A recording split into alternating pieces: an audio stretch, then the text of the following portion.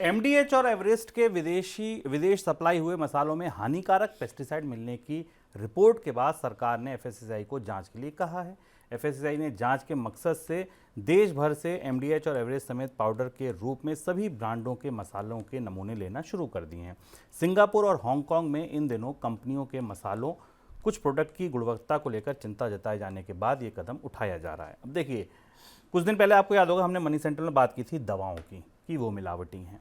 Supreme court में एक मुद्दा चल रहा है पतंजलि का, जहां बाबा रामदेव माफ़ी मांग रहे हैं और सुप्रीम कोर्ट कह रहा है कि नहीं, आप जितना बड़ा विज्ञापन दिया था उतनी बड़ी माफ़ी मांगिए।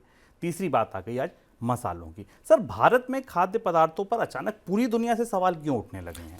भारत के खाने पीने के सामानों में मिलावट पुरानी समस्या थी, पुरानी बीमारी थी है, जो हमें पता है। और भारत में हमेशा ये बड़ी समस्या फूड एडल्ट्रेशन की है।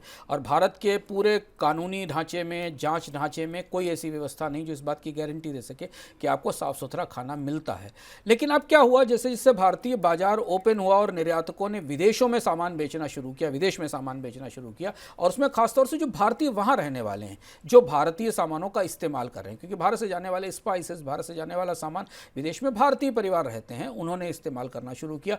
और तब भारतीय कंपनियों का ऊंट पहाड़ के नीचे आया, क्योंकि वहाँ के जो फूड रेगुलेटर्स हैं, वहाँ के जो फूड लेबोरेटरीज हैं, उनके नियम बेहद सख्त है। भारत में तो निर्यात का जरा सा कंसाइनमेंट छोटे से वीड के कारण भी निरस्त हो जाता है। और जब इनकी जांच होना शुरू हुई, वहाँ पड़ताल होना शुरू हुई, शिकायत होना शुरू हुई, तब समझ में आया कि भारत में क्या हो रहा था। हम भारतीयों को तो कोई बताता भी नहीं, सरकार की कोई एजेंसी कभी हमें फूड की गुणवत्ता की रिपोर्ट तक नहीं देती। हमें तो ये पता भी नहीं चलता कि कोई डेटाबेस है भारत में जहाँ जाके हम जाँच सकें कि जिस दूध को हम खरीद रहे हैं, जिस मसाले को हम खरीद रहे हैं, जिस बिस्किट को हम खरीद रहे हैं, उसकी क्वालिटी और गुणवत्ता की स्थिति क्या है। उसके रैपर के ऊपर अंग्रेजी में महीन महीन अक्षरों में कुछ कुछ लिखा होता है, जिसका आपको पढ़ना और समझना आपके लिए मुश्किल होता है।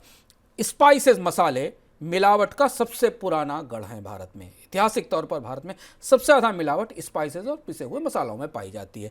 अब एमडीएच के करी पाउडर में एवरेस्ट के करी मसाला में, साभर मसाला में, मिक्स्ड मसाला में और भी कई सारे मसालों में विदेश में जांच पर हानिकारक तत्व पाए गए हैं।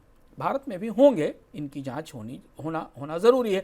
लेकिन जब अंतर्राष्ट्रीय स्तर से सवाल उठना शुरू हुए, तब भारतीय एजेंसी भी सक्रिय हुई। एफएसएसआई ने जांच करना शुरू किया, तो जांच किया तो भारत को 50 साल बाद पता चला कि बॉर्नविटा हेल्थ ड्रिंक नहीं है, पूरी तरह से शुगर से बना हुआ ड्रिंक है जो बच्चों को दिया जा रहा है। या स्विट्जरलैंड की कंपनी ने यह बताया कि भारत में जो बच्चों के लिए जो नवजात शिशुओं के लिए जो मिल्क पाउडर दिए जा रहे हैं, उनमें चीनी मिली है, उनमें सही तत्व नहीं है। तो अब ये बात निकलकर सामने खुलकर आ गई है। इससे पीछे दवाएं भी खड़ी हैं। दवाओं का किस्सा तो आपके सामने है कि भारत सरकार को कंपनियों के लाइसेंस रद्द करने पड़े, उनके खिलाफ कार्रवाई करनी पड़ी। कहीं लगता है ना शुभम कि भारत के में खाद्य उत्पादों के पूरे बाजार में रेगुलेशन की, जांच की, पड़ताल की गहरी कमी है। हम लोग एक अंधेरे से दौर में रह रहे हैं, जहाँ जो भी हम खरीद रहे हैं, खा रहे हैं, उसके बारे में कुछ भी पता नहीं कि उसके अंदर क्या है। सर, इंफ्रास्ट्रक्चर की अगर बात करें तो वाकई लैब इतनी, या इतने नमूने सैंपलिंग, इतनी टीम, इतना इंफ्रास्ट्रक्चर भारत पर कि खाद्य पदार्थों की प्रॉपर सैंपलिंग और प्रॉपर उनकी जांच हो सके? बिल्कुल नहीं है, क्योंकि ये बात बार बार कही जाती है। जब भी खाद्य उत्पादों में किसी बड़ी मिलावट की बात या सामने आती, तब ये पता चलता है कि भारत के पास तो पर्याप्त लैब्स ही नहीं है, जांच का पर्याप्त ढांचा ही नहीं। जो फूड सैंपल कलेक्ट करने का स्ट्रक्चर है शहरों में, उसमें एक छोटा सा ऑर्गेनाइजेशन सैंपल लेकर जाता है, जांच करता है, और उस जांच के नतीजे लोगों को नहीं पता चलते। मान लीजिए अगर एक सैंपल गया भी किसी शॉप से और उस शॉप में कोई चीज़ में मिलावट पाई गई, तो ग्राहक को कैसे पता चलेगा कि शॉप से इस सामान को खरीदने में मिलावट पाई गई? तो हमारे पास हम बहुत मिलावट के प्रति, फूड की खाने की शुद्धता के प्रति बहुत लैक्स, बहुत रिलैक्स्ड और बहुत कॉम्प्लेसेंट सोसाइटी हैं इस तरीके की।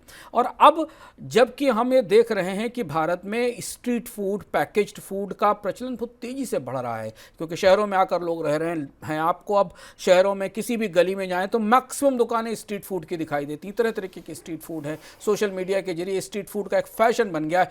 तब हम पलट कर कभी भी हमें सरकार की एजेंसी ये नहीं बताती कि जो मोमोज हम खरीद रहे हैं, जो डोसा हम खरीद रहे हैं सड़क से, या जो चाट हम खरीद रहे हैं, उसकी गुणवत्ता क्या है, उसकी क्वालिटी क्या है, उसकी सफाई क्या है।